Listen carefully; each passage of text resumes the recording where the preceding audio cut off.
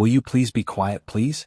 When he was 18 and was leaving home for the first time, Ralph Wyman was counseled by his father, principal of Jefferson Elementary School and trumpet soloist in the Weaverville Elks Club Auxiliary Band, that life was a very serious matter, an enterprise insisting on strength and purpose in a young person just setting out, an arduous undertaking.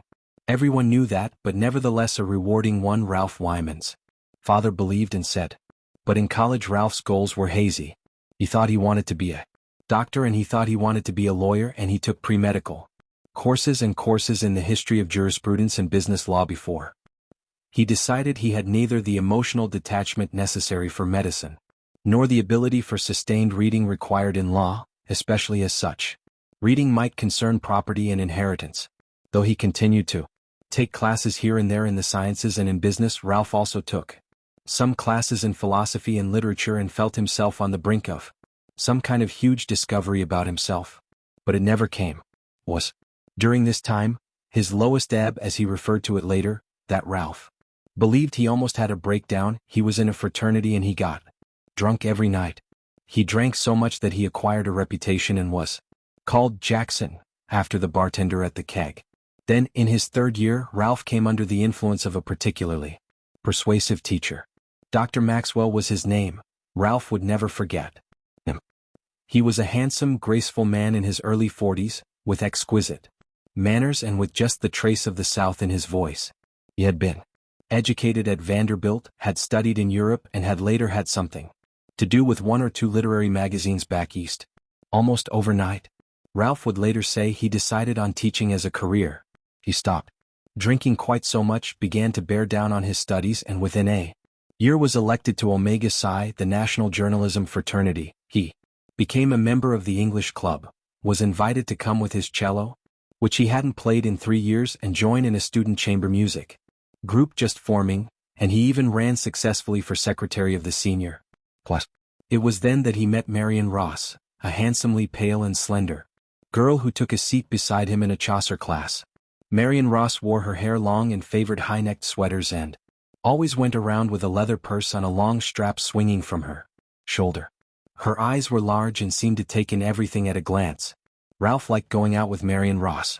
They went to the keg and to a few other spots where everyone went, but they never let their going together or their subsequent engagement the next summer interfere with their studies. They were solemn students, and both sets of parents eventually gave approval to the match. Ralph and Marion did their student teaching at the same high school in Chico in the spring and went through graduation exercises together in June. They married in St. James Episcopal Church 2 weeks later. They had held hands the night before their wedding and pledged to preserve forever the excitement and the mystery of marriage. For their honeymoon they drove to Guadalajara, and while they both enjoyed visiting the decayed churches and the poorly lighted museums, and the afternoons they spent shopping and exploring in the marketplace, Ralph was secretly appalled by the squalor and open lust he saw and was anxious to return to the safety of California.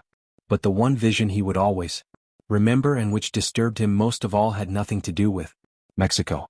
It was late afternoon, almost evening, and Marion was leaning motionless on her arms over the ironwork balustrade of their rented casita. As Ralph came up the dusty road below, her hair was long and hung down in front over her shoulders, and she was looking away from him, staring at something in the distance. She wore a white blouse with a bright red scarf at her throat, and he could see her breasts pushing against the white cloth. He had a bottle of dark, unlabeled wine under his arm, and the whole incident put Ralph in mind of something from a film, an intensely dramatic moment, into which Marion could be fitted, but he could not. Before they left for their honeymoon they had accepted positions at a high school in Eureka, a town in the lumbering region in the northern part of the state. After a year, when they were sure the school and the town were exactly what they wanted to settle down to, they made a payment on a house in the Fire Hill district. Ralph felt, without really thinking about it, that he and Marion understood each other perfectly, as well at least as any two people might. Moreover, Ralph felt he understood himself, what he could do, what he could not do, and where he was headed with the prudent measure of himself that he made. Their 2 children, Dorothea and Robert, were now 5 and 4 years. A few months after Robert was born, Marion was offered a post as a French and English instructor at the junior college at the edge of town, and Ralph had stayed on at the high school. They considered themselves a happy couple with only a single injury to their marriage, and that was well. In the past, 2 years ago this winter. It was something they had never talked about since. But Ralph thought about it sometimes. Indeed, he was willing to admit he thought about it more and more. Increasingly ghastly images would be projected on his eyes, certain unthinkable particularities. For he had taken it into his head that his wife had once betrayed him with a man named Mitchell Anderson. But now it was a Sunday night in November and the children were asleep. And Ralph was sleepy and he sat on the couch grading papers and could hear the radio playing softly in the kitchen, where Marion was ironing, and he felt enormously happy. He stared a while longer at the papers in front of him, then gathered them all up and turned off the lamp. "Finished, love?" Marion said with a smile when he appeared in the doorway. She was sitting on a tall stool and she stood the iron up on its end, as if she had been waiting for him. "Damn it, no," he said with an exaggerated grimace, tossing the papers on the kitchen table. She laughed, bright, pleasant, and held up her face to be kissed, and he gave her a little peck on the cheek. He pulled out a chair from the table and sat down, leaned back on the legs and looked at her. She smiled again and then lowered her eyes. "I'm already half asleep," he said. "Coffee?" she said, reaching over and laying the back of her hand against the percolator. He shook his head. She took up the cigarette she had burning in the ashtray, smoked it while she stared at the floor and then put it back in the ashtray. She looked at him, and a warm expression moved across her face. She was tall and limber with a good bust, narrow hips, and wide, wonderful eyes. "Do you ever think about that party?" she asked, still looking at him. He was stunned and shifted in the chair, and he said, "Which party? Mean the one 2 or 3 years ago?" She nodded. He waited, and when she offered no further comment, he said, "What about it? Now that you brought it up, what about it?" "Then, he kissed you. After all, that night, didn't he? I mean, I knew he did. He did try to kiss you. Or didn't he?" "I was just thinking about it and I asked you, that's all," she said. "Sometimes I think about it," she said. "Well, he did, didn't he?" "Come on, Marion," he said. "Do you ever think about that night?" she said. He said, "Not really. It was a long time ago, wasn't it? 3 or 4 years ago." "You can tell me now," he said. "This is still old Jackson you're talking to, remember?" And they both laughed abruptly together, and abruptly she said, "Yes." She said, "He did kiss me a few times." She smiled. He knew he should try to match her smile, but he could not. He said, "You told me before he didn't. You said he only put his arm around you while he was driving. So which is it?" "What did you do that for?" she was saying dreamily. "Where were you?" "All night?" He was screaming, standing over her, legs watery, fist drawn back to hit again. Then she said, "Didn't do anything. Why did you hit me?" she said. "How did we ever get onto this?" she said. "You brought it up," he said. She shook her head. "I don't know what made me think of it." She pulled in her upper lip and stared at the floor. Then she straightened her shoulders and looked up. "If you'll move this ironing board for me, love, I'll make us a hot drink, a buttered rum. How does that sound?" "Good," he said. She went into the living room and turned on the lamp and bent to pick up a magazine from the floor. He watched her hips under the plaid woolen skirt. She moved in front of the window and stood looking out at the streetlight. She smoothed her palm down over her skirt, then began tucking in her blouse. He wondered if he were watching her. After he stood the ironing board in its alcove on the porch, he sat down again, and when she came into the kitchen he said, "Well, what else went on between you and Mitchell Anderson that night?" "Nothing," she said. "I was thinking about something else." "What?" "About the children, the dress I want Dorothea to have for next Easter. And about the class I'm going to have tomorrow. I was thinking of seeing how they'd go for a little Rambeau," and she laughed. "I didn't mean to rhyme, really, Ralph, and really nothing else happened. I'm sorry I ever said anything about it." "Okay," he said. He stood up and leaned against the wall by the refrigerator and watched her as she spooned out sugar into 2 cups and then stirred in the rum. The water was beginning to boil. "Look, honey, it has been brought up now," he said, "and it was 4 years ago, so there's no reason at all I can think of that we can't talk about it now if we want to." "Is there?" She said, "There's really nothing to talk about." He said, "I'd like to know." She said, "Know what?" "Whatever else he did besides kiss you. We're adults. We haven't seen the Andersons in literally years and we'll probably never see them again, and it happened a long time ago, so what reason could there possibly be that we can't talk about it? He was a little surprised at the reasoning quality in his voice. He sat down and looked at the tablecloth and then looked up at her again. Well, he said. Well, she said with an impish grin, tilting her head to one side girlishly, remembering. No, Ralph, really. I'd really just rather not. For Christ's sake, Marion. Now I mean it, he said, and he suddenly understood that he did. She turned off the gas under the water and put her hand out on the stool. Then she sat down again, hooking her heels over the bottom step. She sat forward, resting her arms across her knees, her breasts pushing at her blouse. She picked at something on her skirt and then looked up. You remember Emily'd already gone home with the Beattys, and for some reason Mitchell had stayed on. He looked a little out of sorts that night to begin with. I don't know, maybe they weren't getting along, Emily and him, but I don't know that. And there were you and I, the Franklins, and Mitchell Anderson still there. All of us a little drunk. I'm not sure how it happened, Ralph, but Mitchell and I just happened to find ourselves alone together in the kitchen for a minute, and there was no whiskey left, only a part of a bottle of that white wine we had. It must have been close to 1 o'clock because Mitchell said, if we ride on giant wings we can make it before the liquor store closes. You know how he could be so theatrical when you wanted soft shoe stuff, facial expressions? Anyway, he was very witty about it all. At least it seemed that way at the time. And very drunk too, I might add. So was I, for that matter. It was an impulse, Ralph. I don't know why I did it, don't ask me, but when he said let's go, I agreed. We went out the back where his car was parked. We went just as we were. Didn't even get our coats out of the closet, thought we'd just be gone a few minutes. I don't know what we thought. I don't know why I went, Ralph. It was an impulse, that's all I can say. It was the wrong impulse. She paused. It was my fault that night, Ralph, and I'm sorry. I shouldn't have done anything like that, I know that. Christ. The word leaped out of him. But you've always been that way, Marion. And he knew at once that he had uttered a new and profound truth. His mind filled with a swarm of accusations, and he tried to focus on one in particular. He looked down at his hands and noticed they had the same lifeless feeling they had had when he had seen her on the balcony. He picked up the red grading pencil lying on the table and then he put it down again. I'm listening, he said. Listening to what? She said. You're swearing and getting upset, Ralph. For nothing, honey. There's nothing else, she said. Go on, he said. She said, what is the matter with us anyway? Do you know how this started? Because I don't know how this started. He said, go on, Marion. That's all, Ralph, she said. I've told you. We went for a ride. We talked. He kissed me. I still don't see how we could have been gone 3 hours, or whatever it was you said we were. Tell me, Marion, he said, and he knew there was more and knew he had always known.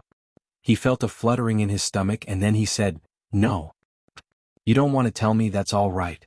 Actually, I guess I'd just as soon leave it at that, he said. He thought fleetingly that he would be someplace else tonight doing something else, that it would be silent somewhere if he had not married. Ralph, she said, you won't be angry, will you? Ralph, we're just talking. You won't, will you? She had moved over to a chair at the table.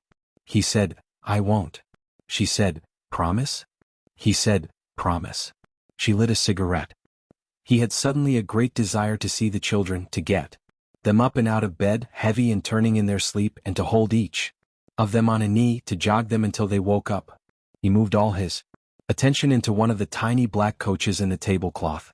For tiny white prancing horses pulled each of the black coaches, and the figure driving the horses had his arms up and wore a tall hat, and suitcases were strapped down atop the coach, and what looked like a kerosene lamp hung from the side, and if he were listening at all it was from inside the black coach. We went straight to the liquor store and I waited in the car until he came out. He had a sack in one hand and one of those plastic bags of ice in the other. He weaved a little getting into the car. I hadn't realized he was so drunk until we started driving again. I noticed the way he was driving was terribly slow.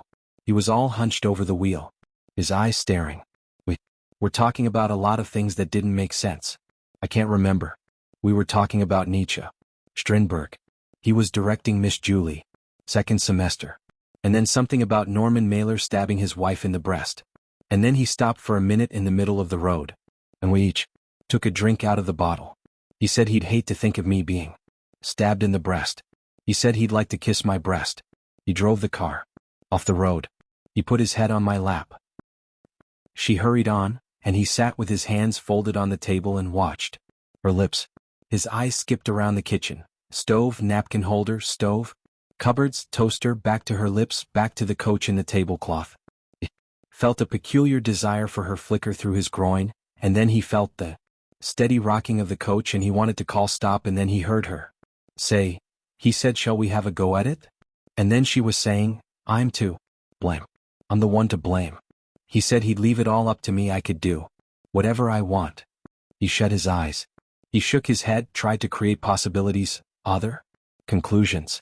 He actually wondered if he could restore that night 2 years ago and imagined himself coming into the kitchen just as they were at the door, heard himself telling her in a hearty voice, "Oh no, no, you're not going out for anything with that Mitchell Anderson. The fellow is drunk and he's a bad driver to boot, and you have to go to bed now and get up with little Robert and Dorothea in the morning and stop. Thou shalt stop." He opened his eyes. She had a hand up over her face and was crying noisily. "Why did you, Marion?" he asked. She shook her head without looking up. Then suddenly he knew. His mind buckled. For a minute he could only stare dumbly at his hands. He knew. His mind roared with the knowing. Christ. No. Marion. Jesus Christ, he said, springing back from the table. Christ. No, Marion.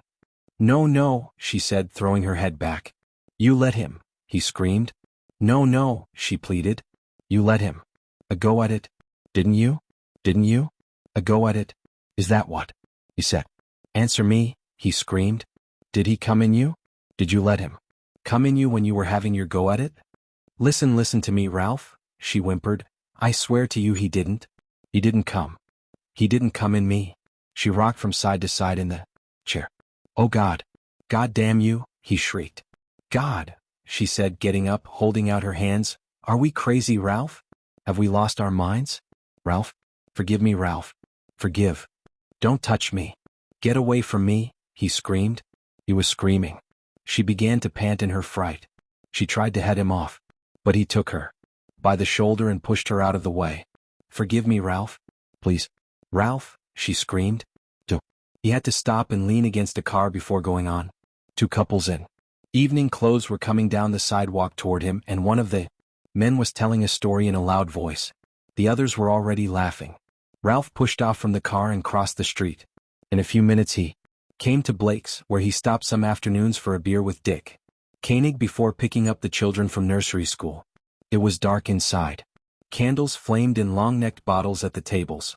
Along one wall, Ralph glimpsed shadowy figures of men and women, talking, their heads close together. One of the couples, near the door, stopped talking and looked up at him. A box-like fixture in the ceiling revolved overhead, throwing out pins of light. Two men sat at the end of the bar, and a dark cutout of a man leaned over the jukebox in the corner, his hands splayed on each side of the glass. That man is going to play something, Ralph thought, as if making a momentous discovery, and he stood in the center of the floor watching the man. Ralph? Mr. Wyman, sir. He looked around. It was David Parks calling to him from behind the bar. Ralph walked over, leaned heavily against the bar before sliding onto a stool. Should I draw one, Mr. Wyman? Parks held a glass in his hand, smiling. Ralph nodded, watched Parks fill the glass, watched Parks hold the glass at an angle under the tap, smoothly straighten the glass as it filled. How's it going, Mr. Wyman? Parks put his foot up on a shelf under the bar. Who's going to win the game next week, Mr. Wyman? Ralph shook his head, brought the beer to his lips. Parks coughed faintly. I'll buy you one, Mr. Wyman. This one's on me. He put his leg down, nodded assurance, and reached under his apron into his pocket. Here. I have it. Right here, Ralph said, and pulled out some change, examined it in his hand. A quarter, nickel, 2 dimes, 2 pennies. He counted as if there were a code to be uncovered. He laid down the quarter and stood up, pushing the change back into his pocket. The man was still in front of the jukebox, his hands still out to its sides. Outside, Ralph turned around, trying to decide what to do. His heart was jumping as if he'd been running The door opened behind him and a man and woman came out.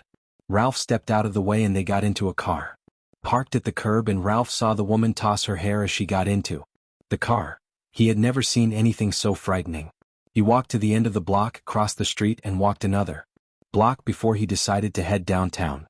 He walked hurriedly, his hands balled into his pockets, his shoes smacking the pavement. He kept blinking his eyes and thought it incredible that this was where he lived. He shook his head. He would have liked to sit someplace for a while and think about it, but he knew he could not sit, could not think about it. He remembered a man he saw once sitting on a curb in Arcata, an old man with a growth of beard and a brown wool cap who just sat there with his arms between his legs. And then Ralph thought, Marion, Dorothea, Robert, was impossible.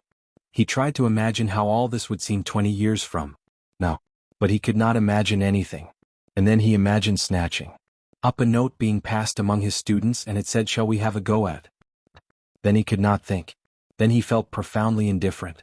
Then he thought of Marion. He thought of Marion as he had seen her a little while ago, face crumpled. Then Marion on the floor, blood on her teeth. "Why did you hit me?" Then Marion reaching under her dress to unfasten her garter belt. Then Marion lifting her dress as she arched back. Then Marion ablaze. Marion crying out, "Go, go, go." He stopped. He believed he was going to vomit. He moved to the curb. He kept swallowing, looked up as a car of yelling teenagers went by and gave him a long blast on their musical horn. Yes, there was a great evil pushing at the world, he thought, and it only needed a little slipway, a little opening. He came to 2nd Street, the part of town people called 2 Street. Started here at Shelton, under the street light where the old rooming houses ended, and ran for 4 or 5 blocks on down to the pier where fishing boats tied up. He had been down here once, 6 years ago, to a second-hand shop to finger through the dusty shelves of old books. There was a liquor store across the street, and he could see a man standing just inside the glass door looking at a newspaper. A bell over the door tinkled. Ralph almost wept from the sound of it. He bought some cigarettes and went out again, continuing along the street, looking in windows, some with signs taped up. A dance, the Shrine Circus, that had come and gone last summer, an election, Fred C. Walters for councilman. One of the windows he looked through had sinks and pipe joints scattered around on a table, and this too brought tears to his eyes. It came to a Vic Tanny gym where he could see light sneaking under the curtains pulled across a big window and could hear water splashing in the pool inside and the echo of exhilarated voices calling across water. There was more light now, coming from bars and cafes on both sides of the street, and more people, groups of 3 or 4, but now and then a man by himself or a woman in bright slacks walking rapidly. He stopped in front of a window and watched some Negroes shooting pool, smoke drifting in the light burning above the table. One of the men, chalking his Q hat on, cigarette in his mouth, said something to another man, and both men grinned, and then the first man looked intently at the balls and lowered himself over the table. Ralph stopped in front of Jim's Oyster House. He had never been here before, had never been to any of these places before. Above the door the name was spelled out in yellow light bulbs, Jim's Oyster House. Above this, fixed to an iron grill, there was a huge neon-lighted clam shell, with a man's legs sticking out. The torso was hidden in the shell and the legs flashed red on and off, up and down, so that they seemed to be kicking. Ralph lit another cigarette from the one he had and pushed the door open. It was crowded, people bunched on the dance floor, their arms laced around each other, waiting in positions for the band to begin again. Ralph pushed his way to the bar, and once a drunken woman took hold of his coat. There were no stools, and he had to stand at the end of the bar between a Coast Guardsman and a shriveled man in denims. In the mirror he could see the men in the band getting up from the table where they had been sitting. They wore white shirts and dark slacks with little red string ties around their necks. There was a fireplace with gas flames behind a stack of metal logs, and the band platform was to the side of this. One of the musicians plucked the strings of his electric guitar, said something to the others with a knowing grin. The band began to play. Ralph raised his glass and drained it. Down the bar he could hear a woman say angrily, "Well, there's going to be trouble, that's all I've got to say." The musicians came to the end of their number and started another. One of the men, the bass player, moved to the microphone and began to sing. But Ralph could not understand the words. When the band took another break, Ralph looked around for the toilet. He could make out doors opening and closing at the far end of the bar and headed in that direction. He staggered a little and knew he was drunk now. Over one of the doors was a rack of antlers. He saw a man go in and he saw another man catch the door and come out. Inside, in line behind 3 other men, he found himself staring at open thighs and vulva drawn on the wall over a pocket comb machine. Beneath was scrawled "Eat me," and lower down someone had added "Betty M. Eats it or 52275. The man ahead moved up and Ralph took a step forward, his heart squeezed in the weight of Betty. Finally he moved to the bowl and urinated. It was a bolt of lightning cracking. He sighed, leaned forward and let his head rest against the wall. Oh, Betty, he thought. His life had changed, he was willing to understand. Were there other men, he wondered drunkenly, who could look at one event in their lives and perceive in it the tiny makings of the catastrophe that thereafter set their lives on a different course? He stood there a while longer and then he looked down. He had urinated on his fingers. He moved to the wash basin, ran water over his hands after deciding against the dirty bar of soap. As he was unrolling the towel, he put his face up close to the pitted mirror and looked into his eyes. A face, nothing out of the ordinary. He touched the glass and then he moved away as a man tried to get past him to the sink. When he came out the door, he noticed another door at the other end of the corridor. He went to it and looked through the glass panel in the door at 4 card players around a green felt table. It seemed to Ralph immensely still and restful inside, the silent movements of the men languorous and heavy with meaning. He leaned against the glass and watched until he felt the men watching him. Back at the bar there was a flourish of guitars and people began whistling and clapping. A fat middle-aged woman in a white evening dress was being helped onto the platform. She kept trying to pull back but Ralph could see that it was a mock effort, and finally she accepted the mic and made a little curtsy. The people whistled and stamped their feet. Suddenly he knew that nothing could save him but to be in the same room with the card players, watching. He took out his wallet, keeping his hands up over the sides as he looked to see how much he had. Behind him the woman began to sing in a low drowsy voice. The man dealing looked up. "Decided to join us?" he said, sweeping Ralph with his eyes and checking the table again. The others raised their eyes for an instant and then looked back at the cards skimming around the table. The men picked up their cards, and the man sitting with his back to Ralph breathed impressively out his nose, turned around in his chair and glared. "Benny, bring another chair," the dealer called to an old man sweeping under a table that had chairs turned up on the top. The dealer was a large man. He wore a white shirt, open at the collar, the sleeves rolled back once to expose forearms thick with black curling hair. Ralph drew a long breath. "Want anything to drink?" Benny asked, carrying a chair to the table. Ralph gave the old man $1 and pulled out of his coat. The old man took the coat and hung it up by the door as he went out. 2 of the men moved their chairs and Ralph sat down across from the dealer. "How's it going?" the dealer said to Ralph, not looking up. "All right," Ralph said. The dealer said gently, still not looking up. "Low ball or 5 card? Table. Stakes, $5 limit on raises." Ralph nodded, and when the hand was finished he bought $15 worth of chips. He watched the cards as they flashed around the table, picked up his as he had seen his father do, sliding one card under the comber of another as each card fell in front of him. He raised his eyes once and looked at the faces of the others. He wondered if it had ever happened to any of them. In half an hour he had won 2 hands and, without counting the small pile of chips in front of him, he thought he must still have $15 or even $20. He paid for another drink with a chip and was suddenly aware that he had come a long way that evening, a long way in his life. Jackson, he thought. He could be Jackson. "You in or out?" one man asked. "Clyde, what's the bid for Christ's sake?" the man said to the dealer. $3, the dealer said. "In," Ralph said. "I'm in." He put 3 chips into the pot. The dealer looked up and then back at his cards. "You really want some action? We can go to my place when we finish here," the dealer said. "No, that's all right," Ralph said. "Enough action tonight. I just found out. Tonight. My wife played around with another guy 2 years ago. I found out. Tonight." He cleared his throat. One man laid down his cards and lit his cigar. He stared at Ralph as he puffed, then shook out the match and picked up his cards again. The dealer looked up, resting his open hands on the table, the black hair very crisp on his dark hands. "You work here in town?" he said to Ralph. I live here, Ralph said. He felt drained, splendidly empty. We playing or not? A man said. Clyde. Hold your water, the dealer said. For Christ's sake, the man said quietly. What did you find out tonight? The dealer said. My wife, Ralph said. I found out. In the alley he took out his wallet again, let his fingers number the bills. He had left $2, and he thought there was some change in his pocket. Enough for something to eat. But he was not hungry and he sagged against the building trying to think. A car turned into the alley, stopped, backed out again. He started walking. He went the way he'd come.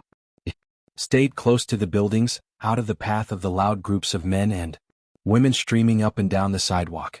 He heard a woman in a long coat say to the man she was with, It isn't that way at all, Bruce.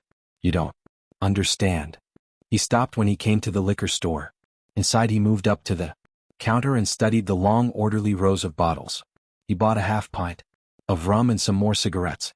The palm trees on the label of the bottle, the large drooping fronds with the lagoon in the background, had caught his eye, and then he realized rum. And he thought he would faint. The clerk, a thin bald man wearing suspenders, put the bottle in a paper sack and rang up the sale and winked. Got you a little something tonight? He said. Outside, Ralph started toward the pier. He thought he'd like to see the water with the lights reflected on it. He thought how Dr. Maxwell would handle a thing like this, and he reached into the sack as he walked, broke the seal on the little bottle and stopped in a doorway to take a long drink, and thought Dr. Maxwell would sit handsomely at the water's edge. It crossed some old streetcar tracks and turned onto another, darker street.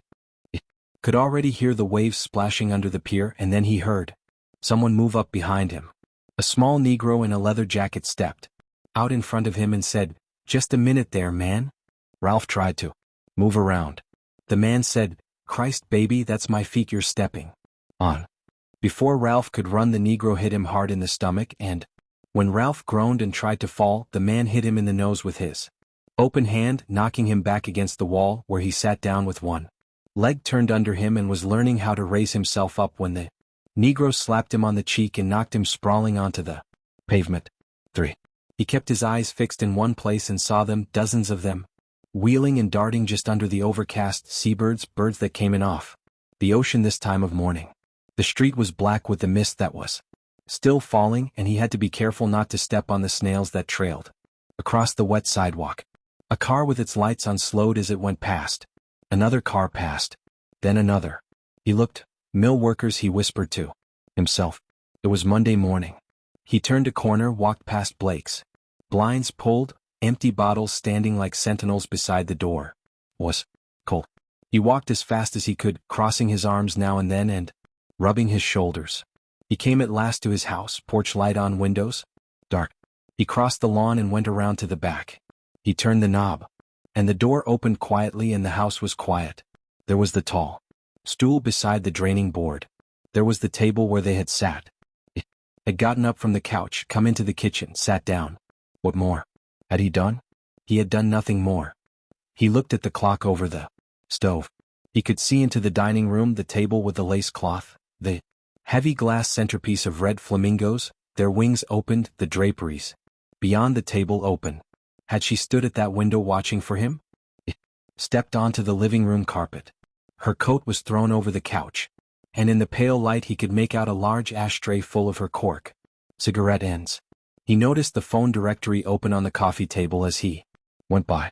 He stopped at the partly open door to their bedroom. Everything seemed to him open. For an instant he resisted the wish to look in at her, and then with his finger he pushed the door open a little bit more.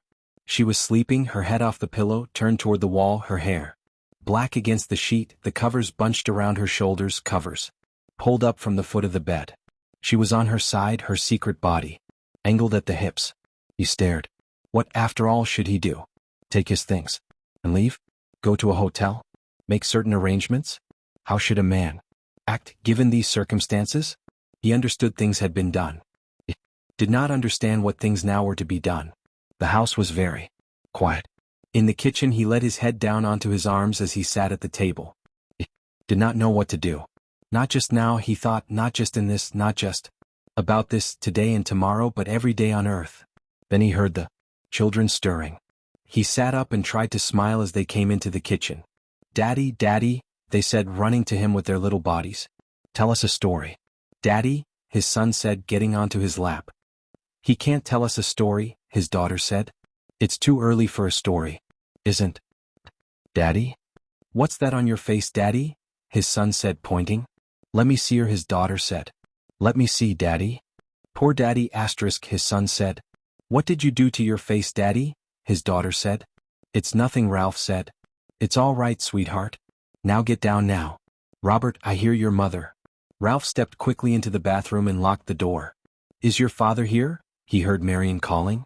"Where is he, in the bathroom, Ralph?" "Mama, Mama," his daughter cried. "Daddy's face is hurt." "Ralph?" She turned the knob. "Ralph, let me in, please, darling. Ralph, please let me in, darling. I want to see you.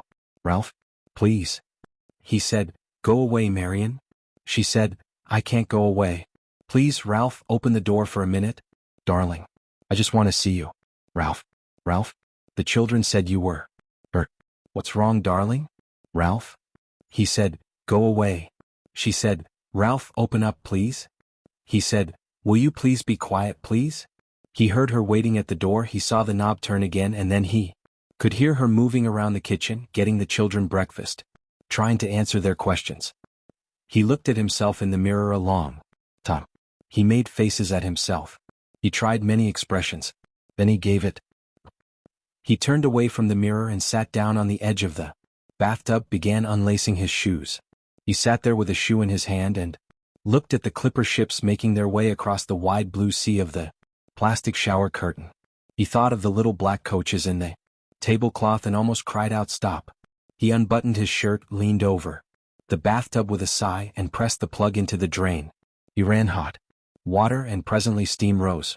He stood naked on the tiles before getting into the water. He gathered in his fingers the slack flesh over his ribs. He studied his face again in the clouded mirror. He started in fear when Marion called his name. "Ralph, the children are in their room playing. I called Vaughn Williams and said you wouldn't be in today, and I'm going to stay home." Then she said, "I have a nice breakfast on the stove for you, darling, when you're through with your bath." "Ralph? Just be quiet, please," he said. He stayed in the bathroom until he heard her in the children's room. It was dressing them, asking didn't they want to play with Warren and Roy? He went through the house and into the bedroom, where he shut the door.